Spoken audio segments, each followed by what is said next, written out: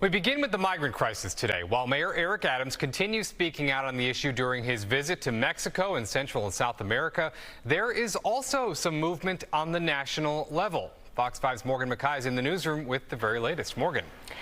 Chris, Mayor Eric Adams is in Ecuador today, continuing his mission to dissuade migrants from relocating to New York. But is it going to work? Well, for the past 2 days, he has been in Mexico, and while he's repeatedly emphasized that New York is out of room, he's also used this opportunity to boost his own profile. While in Mexico, Adams received an honorary college degree, a framed plaque from the state Congress with the word recognition on it in Spanish, and the governor's Cinco de Mayo medal. He also took time to speak at a forum on Mexican-American business relations in Mexico City and told tech companies, quote, "Any tech companies out here, wherever you are, pack your bags and move to New York City."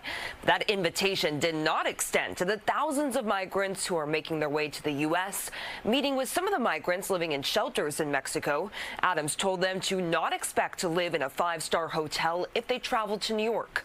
More than 120,000 migrants have traveled to New York City since last spring, and more than 20,000 migrant children are also currently in the city's school system. School's Chancellor David Banks on Good Day this morning said that there is still plenty of room for these children. I had a number of the students from that school who wrote letters to me basically telling us about their experience. And this one was from David, who didn't speak any English a year ago. Now he's reading and writing in English together. And he wrote a letter to send to me to say just how much the teachers have cared about him.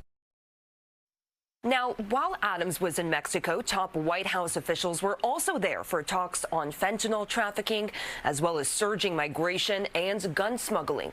These top federal officials did not meet with Adams, but their visit comes as the Biden administration announced yesterday it will be reversing policy and waiving regulations to build extra barriers and roads in a Texas border area that is a hotspot for crossings. U.S. immigration authorities also announcing that they are restarting deportations to Venezuela to show the country's commitment to punishing migrants who cross unlawfully. They're getting migrants and asylum seekers from more than Venezuela.